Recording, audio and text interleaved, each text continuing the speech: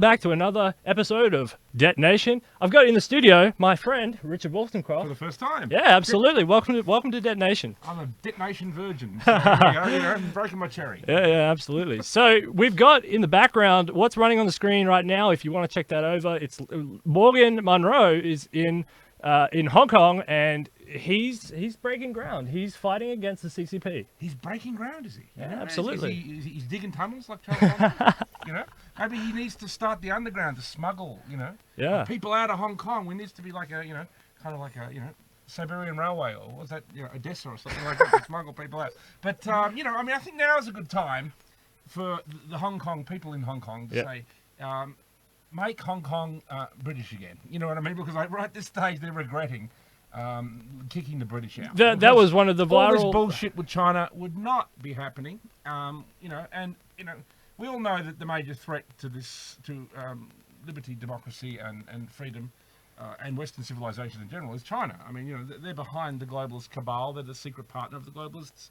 Obviously the globalists hope to destroy us and put China in power globally, which would be a complete nightmare for all humanity. Trust me. Yeah, and we have David Lee on all the time, and I talk to him all the time about the rise of China because it's such an existential crisis. They want our country. By the way, as an introduction, the meme about you, the way they describe you, I forgot to say, they say you're the man, you have the pulse of the people. Have you heard that one? You seen that one going around? No, I haven't.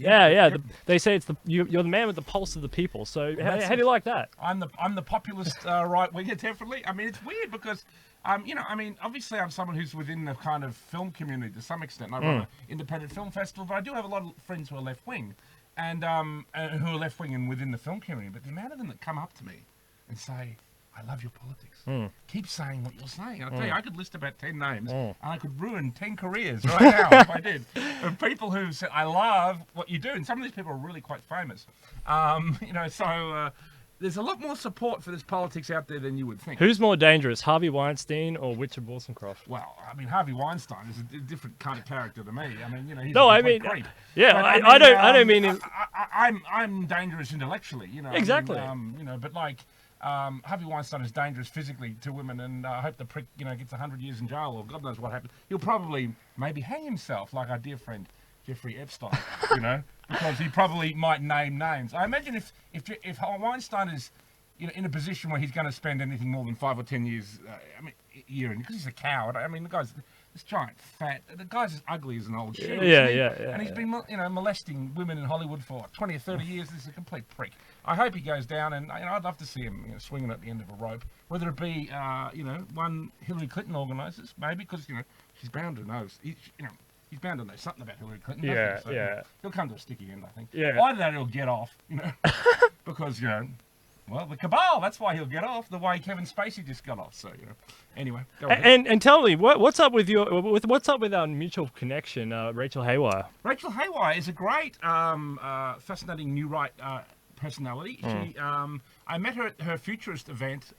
It must have been about 7 or 8 years ago now. It was in Los Angeles, and she had Survival Research Laboratories, which is a really amazing industrial culture act, and Mark Pauline runs it. He's a close personal friend of Boyd Rice, and Boyd's a good friend of mine, and we sort of knew each other, and I'd always wanted to see a SRLR thing, and she put that on, and she had a lot of other really amazing acts, and Lisa Carver was there, the ex-wife of Boyd Rice, so that was interesting. I met her for the first time, and we hung out with Lisa, and everyone, partied and, blah, blah, blah. It was a great event. She put it on, and that's when I met Rachel, and she had an interest in this new right politics, and, she's a bit controversial like myself, and she's had a few fights with different people, but, I like the cut of her jib, and she's running for president, I think, as a transhumanist candidate. Yeah. So if you're going to vote transhumanist, she's your girl. Yeah, no, it's really fun. I've been covering that really, really closely, and it probably annoys some of the audience, but that's okay, because it's really important. It's a really important venture, yeah. She's cool, and she's, into, exposing, the globalist, she's big Weinsteins and Epsteins within the, what's it called? Silicon Valley. Big tech. It's full of them. Yeah. Zuckerberg and all those people, but Google. They're all a bunch. They're all hanging out at Epstein's Island, mate. Let's be honest. Yeah. They're all a bunch of fucking scum, and this is the people who run our society, can rule our world. They're all psychopaths. They're all evil, vampiric psychopaths. And I don't know, how did we get to this situation? We fought many, many wars in Western civilization to have freedom and somehow we are now ruled by these hideous vampires. Yeah. All our media is controlled by them. It's just sickening. Yeah. The media monopoly is an absolute travesty. What's going on there? But we haven't really got to you. So let's talk about who is Richard Wolstencroft and why is he so important? Because you've done. I mean, you're doing a report from Tiger Mountain, which is fantastic. I've been doing some reports from Tiger Mountain. I guess I was a bit inspired by some of the alt-right and new right podcasters. People like Paul Joseph Watson. I really like a lot of his podcasts. Stefan Molyneux, the bald one who I met when he came out with Lauren Southern. I met him. He was kind of a lot of fun. I mean, his are a bit long, I think. I keep mine. He's very philosophical. 5 or 10 minutes. His are about half an hour long, and it's just half an hour of his bald head. He should put a few images or something in there to be my advice to Stefan. Yeah. But I like him, and a number of other. I like Gavin McInnes. I think Gavin is a lot of fun. I mean, this kind of politics is really the hip thing at the moment. You know what I mean? Like, and of course, it's politically incorrect. We all know that. But I mean, that's why it's hip. You know what I mean? Like, I don't know if the left doesn't realize this. Like, being politically incorrect is cool. I mean, the left used to be politically incorrect. I mean, being left in the 60s and being a radical, it was controversial. You know what I mean? Yeah. The mainstream, the people who were politically correct then were the right-wingers going, oh, you can't say that. You can't do that protest. Now, the left-wing are swapped places. So the left now are in the position of the old right. I mean, there's a great saying, which is... the new left is the old right, and the new right is the old left. You know what I mean? Like, we are the true revolutionaries today. We have a different kind of politics, sure, and our politics has a lot more legs, to be honest, than the ridiculous politics of many aspects of the left. But there is something of interest in left-wing politics, and we should listen to the left, the smart aspects of the left, the old left. The left that wants to actually help the local working class over, say, foreigners. The old left used to be into helping, the local working class people, local middle class people. This is true. Well, yeah, it used to. Yeah. The left used to be into that, and I think the right should share this. The one problem with the right has always been that it worships greed.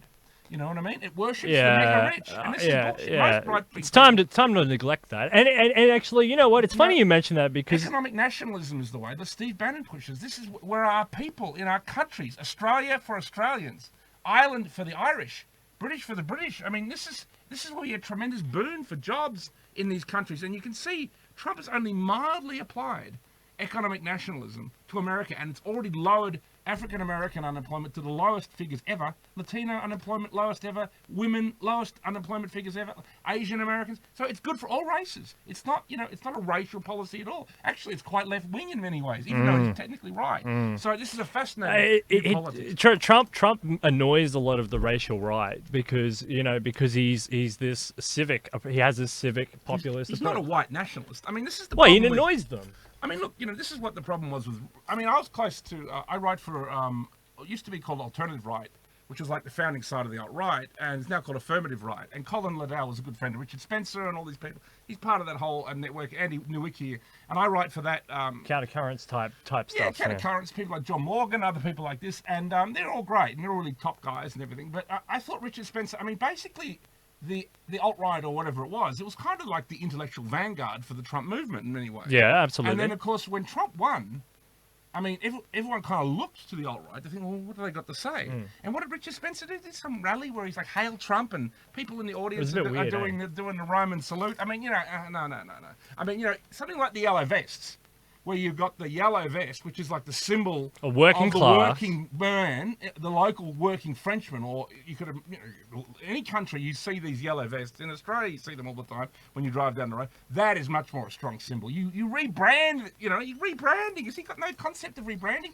I mean, someone like Richard Spencer, you got to think, is he controlling opposition? I don't know. I mean, because he tried to drag the alt-right towards the end of like the Andrew Anglin with like the radical 1488 idiots. But I mean that radical far right aspect of the far right, has been sitting in this marginalised nowhere land since World War II, and it'll stay there. You know what I mean? But basically, we were behind electing the president of the United States, and what did you choose to do? No, drag the movement back to like the far right, the corner where it couldn't win an election if it tried. You know what I mean? That's absolutely idiotic, because this movement represents is a much larger phenomena politically. And I mean, I have a degree in political philosophy, and I've studied right-wing politics, right-wing thinkers, really for 30 years now. So I'm interested to share my ideas in this, and that's why I began speaking out and and articulating and doing the report and coming on shows like this and blah blah blah. Yeah, and how did you? I mean, and it led you up to the great interview with Fraser Anning. Yeah, that was good. That was good, right? Yeah, no, it was really good. I mean, I just thought with Fraser Anning, I mean, Fraser Anning was a classic example of how the elite control the narrative. You know what I mean? Like, Fraser Anning was a really top bloke who basically spoke the kind of ideas that everyone's dad had in the 1970s, like everybody's dad. You know what I mean? And maybe it took a couple of beers to get everyone's dad to talk that way. But basically, he represents the archetype of everyone's dad from the 1970s, right? Yep. They all thought that, and so I think it's really ridiculous that he was so marginalised, and that the mainstream candidates, both Labor, who supposedly support the working class, which they don't, their new politics, all the new left politics, is not even Marxist. I mean, all this kind of like identity politics to do with race, gender, sexuality. You won't find, I mean, is there anything on transgender and Capital by Karl Marx? I don't think so. He doesn't have a whole chapter on transgender. It's bullshit. And this is not even left-wing politics. Global warming is not left-wing politics. Mass immigration, that's not left-wing. People think importing people. No, it's right-wing capitalism. It's cheap labour. It's about destroying the local working class through disunity and disharmony. I mean, it's actually terrible for the working class, mass immigration. So the idea that's left-wing is absolutely ridiculous.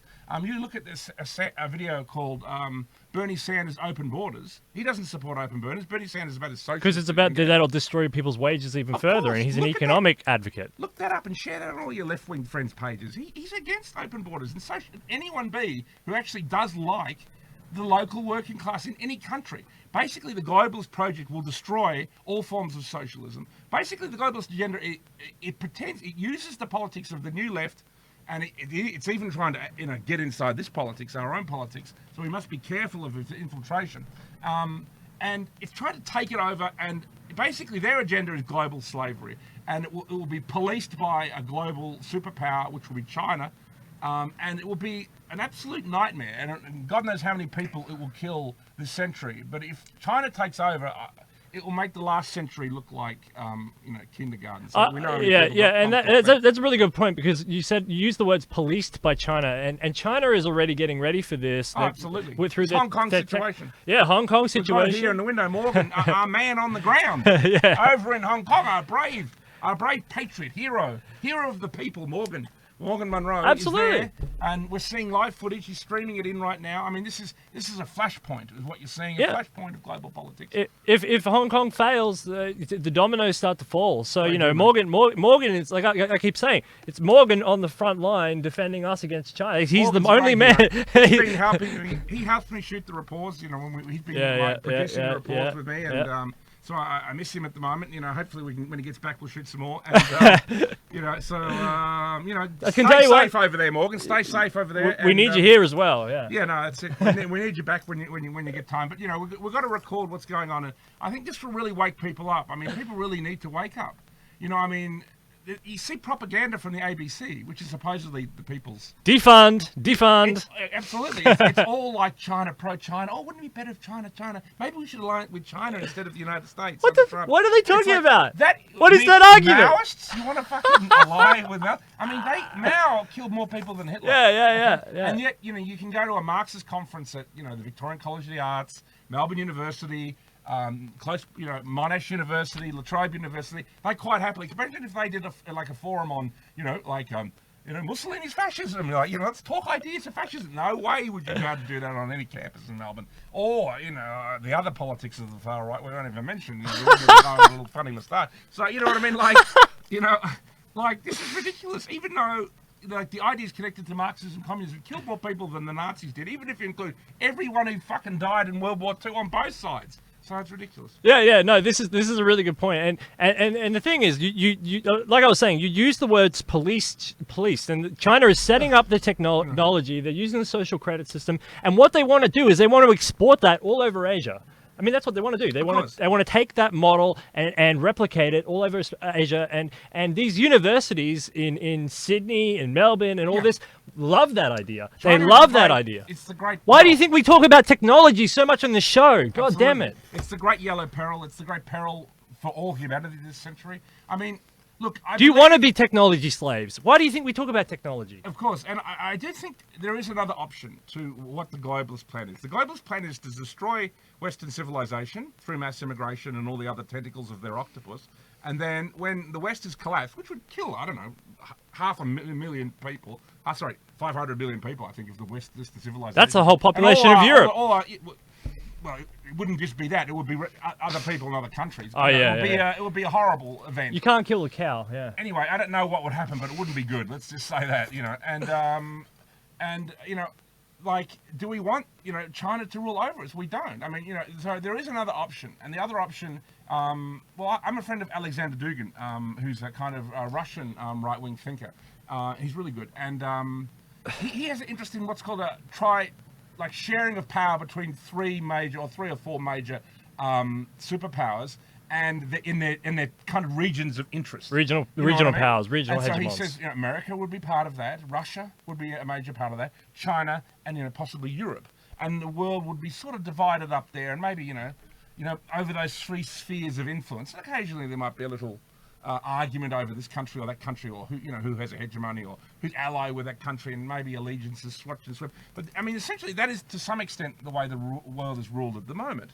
The idea of any one power having a super hegemony is problematic. I do like a lot of the ideas of Alexander Dugin, and I think look up his books on Amazon and get into them. And he's very interesting. Or join him on Facebook, and he's a fascinating figure, and he looks a bit like Rasputin, and yeah, which is great.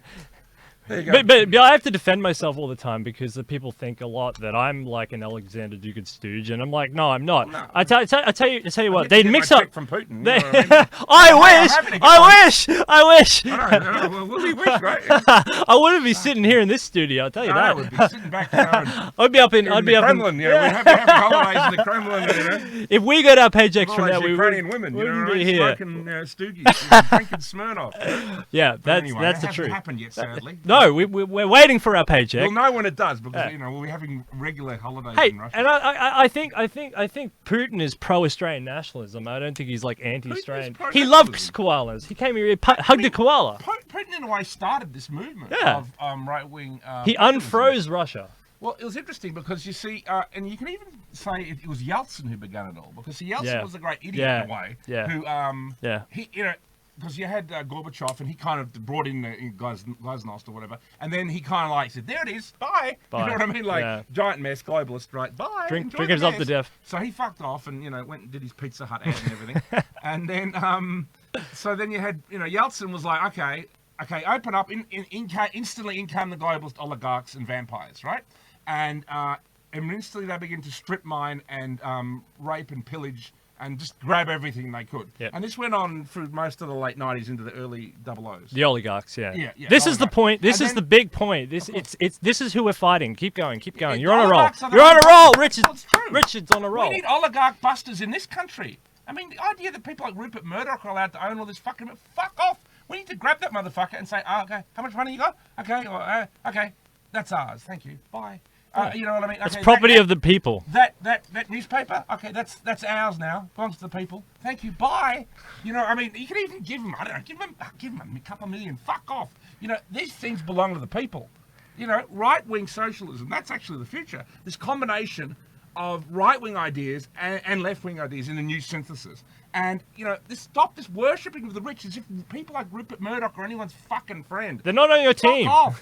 They're not on anyone's team. These are evil vampires of the worst sort. Yeah. Hey, speaking of right-wing socialism, where are you on UBI, this universal basic income? I support it to some extent. You know what I mean? Look, I do believe capitalism has its place. I don't wish to... I have some sympathy to what's called anti-capitalism, but I'm not... Capitalism to me needs to exist, but it needs to be attuned. That's why I believe in economic nationalism and some of the ideas that Steve Bannon is pushing, and even some of the ideas of Trump. We keep capitalism, but we just attune it so that it helps the people locally. Okay, so, and then you say, well, how are we going to help foreigners? I'm not even unopposed to the idea of helping foreigners. We help foreigners in their own fucking countries. We go to people like by the selling World them Bank, products. The IMF. These are the things, and the Federal Reserves of all our nations. The Federal Reserve enslaves us. We're all debt slaves. You know what I mean? We are all owned by, the mega elite. These international people banks. behind us, financial elite. Exactly. Well, they're not our friends, mate. These are just we're ruled by psychopaths who live in these fucking buildings. Anyway, and so and we do this as well in foreign countries. We provide debt relief through the IMF and stuff, and basically we even get rid of these organisations. And we do things like, your country owes, I don't know, 50 billion. No, it doesn't. And who loses? Only these fucking vampires, right? Yeah. No one actually suffers. And if you've got people who own their houses and they owe all these mortgages or whatever, okay, you own your house, and the bank loses, and you just write it off. It's nothing. If you even found a new currency if necessary, if there's such a crisis. Obviously, in somewhere like Venezuela, they're going to need to found a new currency eventually. I mean, this is the way to go. In Rome, in times of crisis, Rome would build up so much debt that they had periods of debt. They had debt burning episodes. Trump knows this, He's very smart. He wrote off a bunch of debt recently for army veterans. You see, he's getting the army on side. With this whole education bill. Storm, which is on its way, hopefully. And you get the army on side because that is the final defense of your country, okay? And you look after the army no matter what. And you find the patriots and nationalists within your army, and you say, listen, our country is taken over by vampiric psychopaths, and we need, this is the real war. And, and the potential threat of, China expanding on a global scale. Obviously they will expand into Southeast Asia and our region first. Our country could turn into the Ukraine very, very quickly, and don't think it won't. This is a flashpoint for this. Do you think America's coming to our aid if that happens? I do believe they are. I do believe some of these old and the idea that the ABC is preaching that we shouldn't, we shouldn't have a strong alliance with the United Kingdom. We shouldn't have a strong alliance. That is absolute Maoist. That is the direct poison coming out of Beijing. The people saying it will literally be Chinese spies. You know what I mean? I mean, there are many people, I believe, who are in the Australian government who are Chinese spies. I'm less worried about Russian spies than I am about Chinese spies. If I was a Russian spy, I wouldn't be worried about me, but I'd be worried about Chinese spies. I don't think Russia is fairly insular at the moment. It has,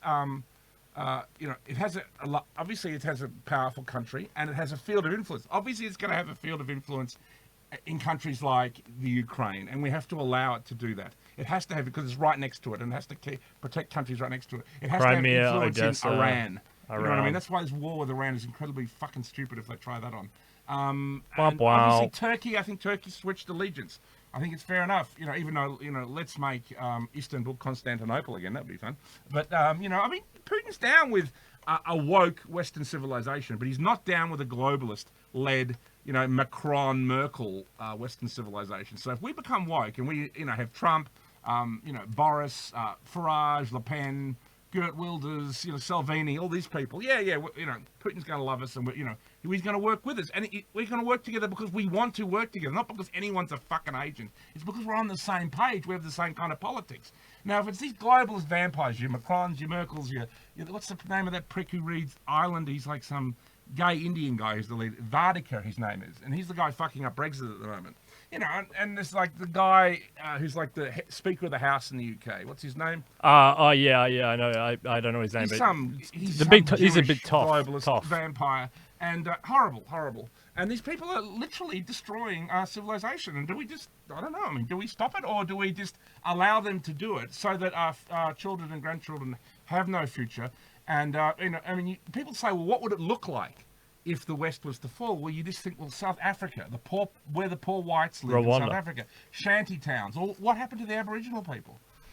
That is what it will look like. Yeah, right. Shanty towns, sniffing petrol, nowhere to go, drug abuse, horrible, and the people our people are a lot more fucking smart than that, and we need to unite with people all around the world of all different races and stand up against this elite class. And if we do that, we will have a international revolution, and we will replace the globalist elite with a new nationalist populist elite. And that's what I'm about. I'm about what's called elite replacement theory. Oh yes, let's talk about this elite. Sure. This sounds very exciting. It's some sort of thesis you have working. Well, I think the elite has become too corrupt. I studied when I studied political philosophy. I studied a thing called elite theory, and it's a bunch of Italian political philosophers. Pareto, Mosca, I think his name. Yeah, Mosca, that's right. Pareto and Mosca, and a number of other intellectuals. Look up elite theory on Wikipedia. They were connected to sort of Mussolini a little bit. You know what I mean? Like the way futurism is connected to Mussolini. They weren't exactly in bed with Mussolini, but they were sort of fellow travelers, or they provided the intellectual framework. Very much like the Conservative Revolution. Look up the Conservative Revolution in Germany between the wars, between World War I and World War II. This is thinkers like Martin Heidegger, who's a huge influence on me. He's probably my major influence. Martin Heidegger, Understood. Ernst Junger, Carl Schmitt, all these intellectuals, and and these guys who developed elite theory, they're very important as well, and they're part of this conservative intellectual framework that was around in the first, say in the 20s and 30s in the 20th century. And these are amazing intellectuals. They're way smarter than most Marxist intellectuals, and these people. Heidegger is considered possibly the greatest philosopher of the 20th century. So there you go. He's about as far right as you can get, and. He was a member of the Nazi Party, but he was sort of very unusual kind of character. He thought it well beyond the Nazis. You know what I mean? Like his thought is incredibly deep, and he's a huge influence on Alexander Dugin. I know that for a fact. Oh yeah, that's interesting. So elite replacement theory is the idea that for whatever reason the elite has become corrupt, and society needs to replace its elite every say 70 or 80 years. And I think since World War II. So generational replacement. Yeah, it's a generational thing, and look, it's not like every globalist or every rich billionaire needs to be French Revolutioned or Bain kind of situation. Obviously this should be done peacefully. We should be invited to talk to people at Davos or whatever, and we should explain to them the new reality of the new nationalism that's rising, the new populism, that this much more better suits the people and better suits the needs of the people and better suits the needs of democracy even, and better suits the needs of global harmony, to be honest, than these kind of ideas that we're living in one big mass world with one world government. This thing that this idea of one world government they've been pushing, it's on the rocks. It's hit the rocks. Speaking of these global institutions and organizations, I was reading a press release by the Bilderberg Society, and your name wasn't on there. So no, it wasn't. I don't know what. They missed out. I think they need to. I've been saying for a long time. This is my joke within the new right circles. I've been saying Colin Liddell from Affirmative Right and myself need invitations to that. We need to sit down with Soros. Listen, what are you fucking doing?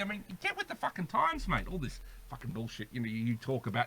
No, you would get with the future. He'd be into it. You know what I mean? No, he probably wouldn't. But anyway. On these documents, your name wasn't in there, but the thing at the top of the list was populism. This really? is bigger than global warming. This is bigger than the Brexit. This is bigger than Trump. Yeah, well, they're trying to fight us. That's what they're trying to do. This is grassroots. This is a bunch of rat bags, in the suburbs, doing podcasts. It's like us. You know what I mean? We're not hanging out in Davos with billionaires, though we should be.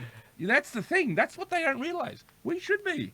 Get us over there to talk, and they might actually understand what's going on. Because I don't think they do understand. I think they just look at Trump and they laugh. They look at Brexit and they try and sabotage it. But no. Well, the thing is, the left eats itself. So what they do is they create this propaganda, but then they eat the propaganda. So so they actually think Trump is stupid because they say it so much that they start to believe it, and they actually forget this actual skill and mastery behind him. And then they're like, "How is this buffoon doing it?" Wait, because they can't critically think after that. I had lunch with a very interesting friend of mine this week, and I won't name him. He's a kind of wealthy fellow, and very well-to-do and very well-connected.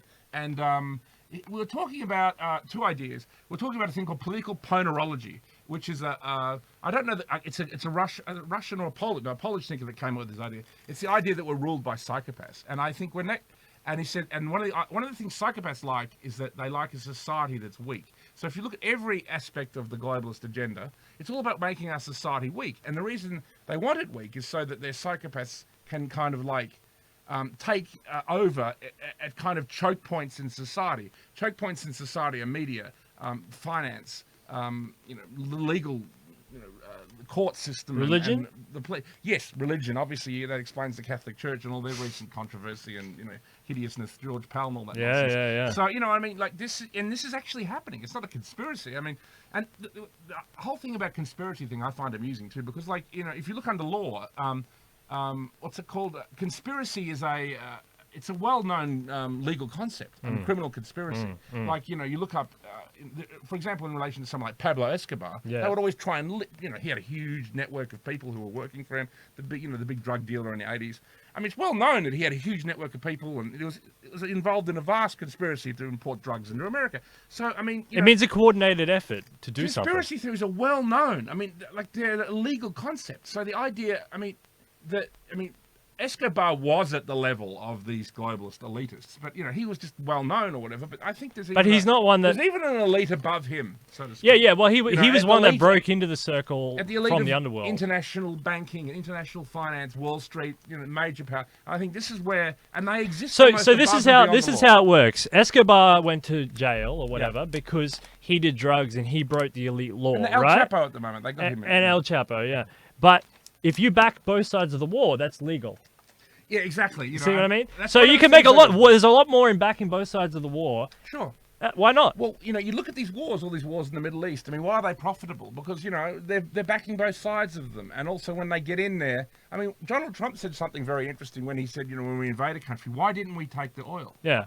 Now, think about that. Like, when you invade Iraq, which they did. Or why don't you take their resources? These countries have vast natural resources. Why didn't you just take them? I mean, What are you actually doing if you're not taking their resources? What happened was they went in and then they put the globalist corporations, the psychopaths, who run our countries, right? They put their psychopathic friends in business. They put them in charge to rape and pillage the country and oil, and everybody loses. The country who invade, all we did was just spend trillions of dollars on a pointless war that hurt a lot of innocent people. That nobody supported. The poor country that got attacked, they just have their natural resources stolen. So this is what's a problem. This is why we need elite replacement theory. We need a new elite. We need an elite that has some sense of values. And that's why in your world, like Christianity and just the basic old school morals of. I mean, not like mad, like radical Christianity, but the old school morals need to return a little bit. Conservative ideas and stuff, and these things need to be re-embraced as valuable. So, for example, what Jordan Peterson talks about, even whether you believe in religion, it's an archetypal system that has a lot of value. You know what I mean? And I think that's the important thing. Go ahead. Yeah. So in your world, is Nigel Farage in the elite? He's an elite replacement person. I mean, this is the thing. Or is he part of the elite? You can see that Trump and Farage and stuff, they have a foot in both camps. They are both from the globalist class. Let's be honest. But I think they're traitors to the class in the sense that they have a strong sense of nationalism, which really helps the local people of the UK in Farage's case, and Trump and actual real Americans, not illegal aliens or lioness migrants who happen to have poured in to destabilise and destroy the country. So that they are clearly traitors to that class, but they still have some allegiance to, I guess, the globalist class because they came from that class. Yeah. So, and that's not necessarily a bad thing because, Well, he has all the inside knowledge now. If you look at the political philosopher Edmund Burke, he always said that the best political change is slow in the sense that, like, if you make too drastic a change, you do something like the French Revolution, you bring on something like the terror, obviously the Nazis, look what happened there, look what happened with Stalin and Mao. I mean, these are all involving massacres and horror. Yeah. We don't want to do any of that, okay? The far left and the far right, we want to avoid any kind of that level nastiness, okay? And whatever's about to happen in Hong Kong right now, we don't know. I mean, is China about to roll the tanks into Hong Kong? What do you think? Well, I had Dave Lee on, and Dave said he's not surprised that they've moved tanks onto the border and they've moved military onto the border, but it's all up to Trump. It's whether Trump will allow it because it's up to Trump. If Trump allows it to happen, then the alliance structure falls over. If he doesn't, well, then and he stands strong, then they can't roll it in because then that initiates World War III. This is a great, I think, chance for Trump to step in. I mean, there was some argument that I think the UK can play a role because really, the United Kingdom really ran Hong Kong for 100 years. Yeah, and they gave it all its values, its freedom, its right to assembly. And these values of democracy and liberty, and these are important values. And I think, look at the people. They think they're important. Absolutely. It's their they know what's about to happen. They know they're about to be turned into a Chinese sweatshop. You know what I mean? I mean, everyone lives there, and these people have been used to Western-style freedom. I mean, another great country is Singapore. And I mean, Richard, it's not like these people haven't been across the border. They've all been across. They all see what's in China, and they don't want it. No, and we don't want it. This is how we've got to react every time there's Chinese fucking aggression. Because believe me, if China really does roll the tanks into Hong Kong and take over, this will be an absolutely terrible tragedy. For how many people live in Hong Kong? Oh, I don't know. It's a city of however many millions. Hong Kong is a relatively free country. Okay, they have to watch what they say a little bit because the Chinese are there looking over everyone's shoulder. And, But it's China's problem, not theirs. I mean, things like 1984. These things are real. You know what I mean? Like in China, I mean, that is reality. I mean, 1984 is reality. I mean, something like Orwell. Orwell was a warning to Western civilization not to go this way, and it was because Orwell had seen the big game. He worked in military intelligence in World War II, and he saw what it's actually a critique of the left too. I mean, that's the important thing. I mean, even though Orwell fought the right in the Spanish Civil War, he fought Franco. The good old boy Franco. But like it's the Stasi. He knows what's going on in the Stasi with the secret police and the KGB and all that. And he said the freedoms that you have. And the thing is the people don't realize the creep that's happened with the EU is that the roles reversed. Now Poland is freer than Germany. Now Hungary is freer than France. You know, and like you get more true news from like a Russian website or like a website out of Eastern Europe than you do out of the BBC or that you do out of like it's flipped. The Spiegel. I mean, there's what I call the velvet curtain. Because the it's a good term. It is. It's a good term. Curtain. There's the Iron Curtain. Yeah. Here, because our curtain is fabulous. It's all got the colours of the LGBT community. And it's all got all the genders on it. And it's the curtain though behind us, which we are.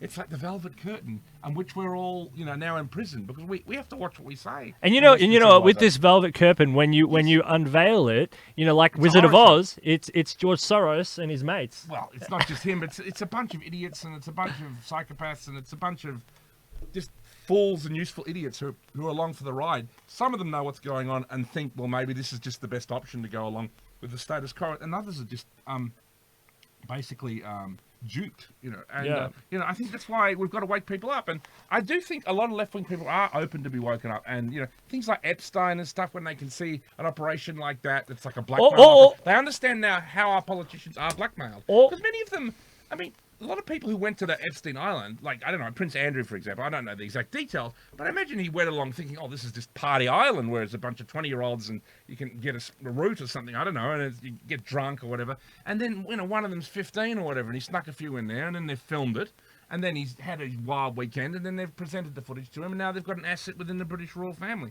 And God knows how many other assets they already have. Because something like Epstein is only one of many operations. Obviously, another one is the Podesta and Alefantis. Oh, yeah. Which, of course, they hushed up. Which is, I mean, just look into the Alefantis character. There's a video online about his Instagram. But, I mean, that guy is fucking guilty as fucking, I don't know, fucking sin, But, I mean, obviously, that's been hushed up. And the reason Trump's had to hush it up, because I imagine a number of the clients... because obviously it's in Washington, D.C., a number of the clients will be people within the GOP. Paul Ryan, fucking Mitch McConnell, people who are actual Trump allies, at least partially. So, he has to watch taking down some of these networks because people who will be blackmailed will be some of the people who are his supporters. So, this is a very tricky situation. And people criticize Trump a lot. He has to make compromises because this cabal is so entrenched. Yeah. The swamp. It is the swamp. And...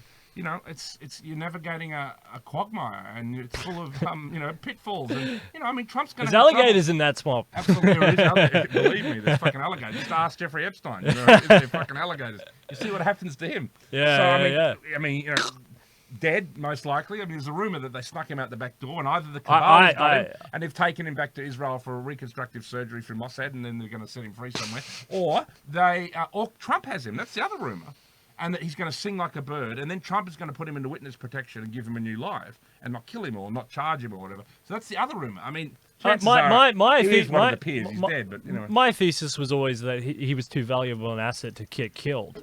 So that he's definitely somewhere. But it doesn't mean that he's not dying now or he's dead or they got whatever. Who knows? But he's got his fingers on all the digits, all the codes, all the fingerprinting, all the bank account numbers, all of the title deeds. Well, we're talking about elite replacement theory, and there is an actual theory online that this elite replacement theory of mine that I talk about is actually happening. And that's called the QAnon conspiracy. And the QAnon conspiracy concerns because we always talk about the globalist conspiracy. Yeah. And now, when you try to envisage that, I mean, you've got to think broadly and think big ideas and all this kind of stuff. What is it? I mean, I guess it's like 10 or 20% of a government or of a nation, and they're also within, say within America, they're within the FBI, and they're probably within the CIA. No, but it's not everybody. I mean, it's not like everybody in the FBI is a member of the cabal. Everyone within the CIA. Obviously not. I would say 70 to 80% of these organizations are patriot, and they're legitimate people doing their job and doing the right thing, right? Okay, there is a rumor that there is actually a nationalist and patriot cabal that has developed in counter opposition to the globalists. See, they shut us down. We're talking too much truth here. No, keep going. Anyway, they haven't shut us down. That there's been a counter cabal, and it comes out of the NSA apparently, where there's a lot of patriots and nationalists apparently, and that they this also is QAnon, have right? that mass. Yeah, this is the QAnon conspiracy, and that they have this vast system of they can listen to everyone's phone conversations. So hello boys at the NSA and everything. I hope you like this speech because we're with the storm and all that. So that's the idea, and that they the globals bought in this system of mass surveillance, but the problem was it surveilled them. I mean, they have all the phone conversations on Epstein's phones and Hillary Clinton's phones and John Podesta's phones. They know it all apparently. That's the rumor. Yeah. And so the idea is they're slowly taking the cabal down. They've even begun to commit executions off the books, so to speak. And John McCain was one of them apparently. He died very quickly. You'll notice he had this weird thing on his head, and they zapped him with these CIA weapons. Like they pointed at next thing you know, you're fucking dead. You know what I mean? Like, and Ruth Ginsburg is one that apparently they've hit with the stun gun or whatever, Heart attack gun? She's got pancreatic cancer and is, got the life expectancy of a housefly. And, there's a number of others. Zabinski, they got him. And, Soros will go eventually, but Soros is top of the tree. So, you know what I mean? They're probably... save him to last, and probably Hillary as well, and a couple others. So the idea that this elite replacement theory is actually happening, you know what I mean? And this is the QAnon conspiracy. Now, what actual, I don't know, I mean, I wouldn't say I fully believe it, but I just think it's an interesting idea. And, maybe the Q conspiracy began as bullshit, you know what I mean? But do you think that people at the NSA and people at the CIA and who actually are patriot nationalists, they wouldn't be reading it? Yeah. And I think this is not a bad idea. Yeah, but so many people are reading it that eventually it did start to project things, and it became its own meme. But I do think our intelligence agencies and our armies do need to begin to get involved, because this is a serious threat what's going on. And we're talking about what's called non-linear warfare now. There's an interesting video online by Adam Curtis called Non-Linear Warfare. Google that, Adam Curtis, Non-Linear Warfare. And, new wars are not being fought in the traditional ways, and watch that video. And I think, we need to understand that things like mass immigration and global warming and things like this are weapons that are being used against the people, for reasons that are not entirely obvious to begin with. What's it got? How do you build an empire? And you build an empire in the modern world by the mind. That's how you build empire build. Richard, I need to pick your brain on a few different topics before we go, because we're running out of time. Yeah, but I want to pick your brain on some stuff. So quickly, let's go around Europe. So what do you see as the future of the UK? Post-Brexit. Look, I like Boris. There's some people on the new right and the alt right and stuff don't like Boris because I think he's got he's got a kind of globalist background and he'll sabotage Brexit to some extent. No, I quite like Boris. I think I don't like him as much as I like Nigel Farage, but Nigel Farage has spoken to Boris of maybe a power sharing agreement at the next election, which I think is a very strong, good idea. I agree. So I think for example, and having Boris as Prime Minister and Nigel Farage as Vice. What about do you like Rees-Mogg? And I love Rees-Mogg. He's fantastic. He could be the, I don't know, Chancellor of the Exchequer. That's a good idea. But, he'd be great. So this is a strong, and, and getting out these globalists, and get rid of that horrible Speaker of the House in the UK, and, anyone who's a traitor, and anyone who's against Brexit, it's got to be, when I say get rid of, I don't mean, I mean like just sacked and, a strong nationalist put in their place. All right, let's switch gears. Let's go to France. Where do you see the future of France? Well, I mean, obviously Macron, there's been a huge revolution going on in France for the last couple of years. Well, year at least. Yeah. With the yellow vests, which I'm very sympathetic to that revolution. I think we need yellow vests revolutions all over Western civilization. So, and the very interesting thing about the yellow vests is it's an alliance between the new right, that's anti-immigration, and the old left that is pro-working class and lower middle class and middle class, right? So it's actually the left and right, uniting in protest, and this is unbelievable. And believe me, if that happened in this country, we would see a tremendous change, because the left and right are not enemies. The globalist agenda is all about division. Okay, whenever you are told, spoken about division, you are being told a lot of fucking bullshit. There's only one group, and this is elite vampire plutocratic class. They are the only ones who are separate from us. And if we can sideline them, and if we can put our people into this elite, we'll keep a few of the old ones around because we're going to have a power thing, in this elite. You need a punch in Well, not punch Judy. them. Punch and Judy. I mean. No, you need a few of them to tell them how it all runs, because they've been running this show since World War II, right? And you need a few of them around. And some of them will flip, and believe me, when you arrest enough of the ones who are the real awful criminal ones, there'll be a few around who you can flip and work with or whatever. I don't know. I mean, I'm not at that level, but Donald Trump will know, and they're the people you want to keep around, and then you begin to just do what he's begun to do already, which is just move better people into positions of high power, and if we just keep doing that. And that, obviously the last 50 years, there's been a kind of traitorous globalist agenda undermining, probably since JFK, and the assassination of JFK, which is all connected, has been destabilizing Western civilization. We need to reverse the process. And it will take around 30, 40, 50 years to do that. Germany. And we need to share power in the world with Russia and China and Europe. Germany. And we have a tripartite world, or what would be the word for a four-partite?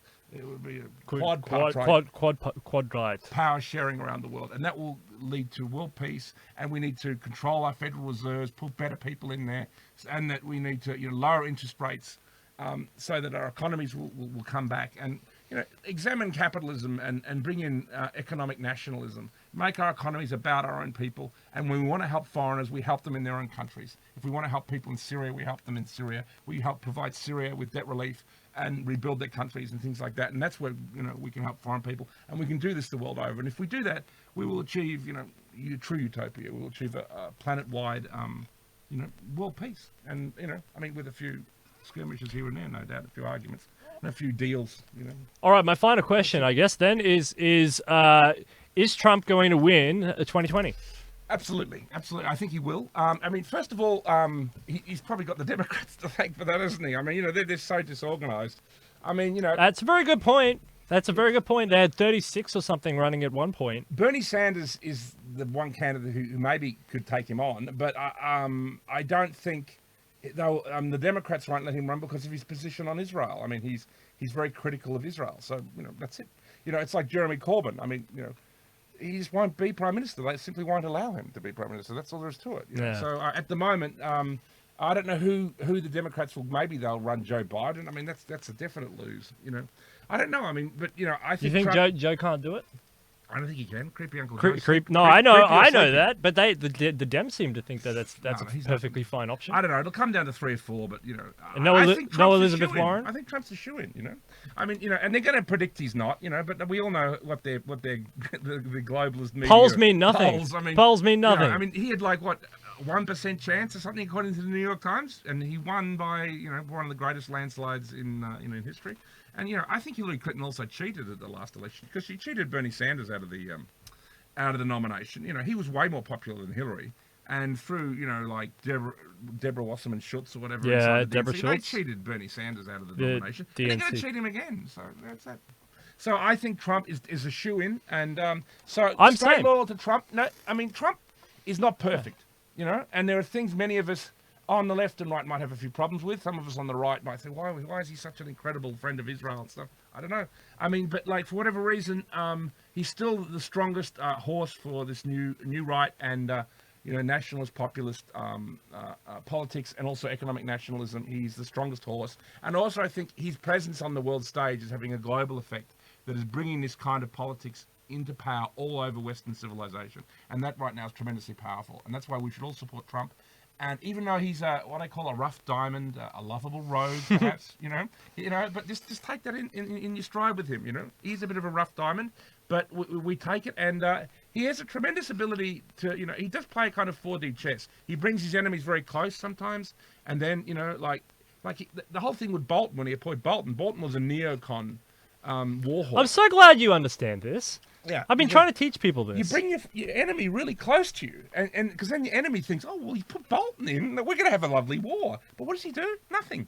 So you see, that is called 4D chess. You see, you make your enemies think you've appointed their pick, and then he gets all this other shit out of his enemies because they think, oh, Bolton's in there, we get these lovely wars, right? So what else do you want, Trump? Oh, yeah, have this, that. Yeah, have Mike Pompeo as well. Exactly. But then Trump just ignores Bolton. And not only that, Bolton himself begins to think like Trump. Yeah. See, that's called flipping it. You know, Yeah. that's genius. And people think Trump is stupid, but I mentioned I had lunch with this powerful friend of mine. Anyway, and we're talking about it. He said this thing called, I didn't even know much about it. He called it abductive logic, because there's deductive logic and there's different kinds of logic. He said there's this unusual kind of logic that he believes Trump uses called abductive logic. I don't know much about it. I got to look into it more. But Logic is an interesting study. It's the idea that you look at the end result of where you want to be, and then you work back from there. And that sometimes it will involve working with your enemies. To get what you want. And actually, if you do read The Art of the Deal by Donald Trump, he's constantly working with people he doesn't like. And He pretended to be a Democrat for 30, 40 years. Exactly. So, there you go. And Trump has a kind of unusual intelligence. And I think a lot of liberals... He's a lot of stable left genius. liberals, they can't see that. He has a different way of thinking that is the kind of way an entrepreneur thinks. And it's interesting. And... he's a lot smarter than we give him credit for. I mean, I think a lot of people on the new right do think he's smart and do respect him, obviously, like myself. But a lot of people on the new left, they totally underestimate him, which, of course, is why he's going to win again. Yeah. There Richard Wolstencroft, thank you Thanks, so mate. much for coming on Detonation. Thank you for listening to that, Ray. No, that was very good. I think Good on you. everybody would Yeah. have enjoyed that. So all more coming all your way all this week. And thank you so much. You're the man of the people. You're the man with Thank the you, pulse mate. on the people. Thank you. That's the meme that's going around. And a shout out to all our comrades in Hong Kong, and let's stay. Oh, strong yeah, for thank you. democracy, Morgan. Stay safe over there. And, Morgan. Basically, let's hope that liberty and democracy and Western values, which are the true values of basically any kind of freedom on this planet, Western values stay strong in Hong Kong. Absolutely. That there's not some kind of hideous, oppressive, communist, Maoist takeover of Hong Kong. So if you're watching the stream, jump back over and watch Morgan now, because you can see that we've been streaming that here. So jump back over and support Morgan, because he's on the front line against the CCP. Richard Wolstencroft, Thank you. you're a great man. Good on you, Steele. Thank you.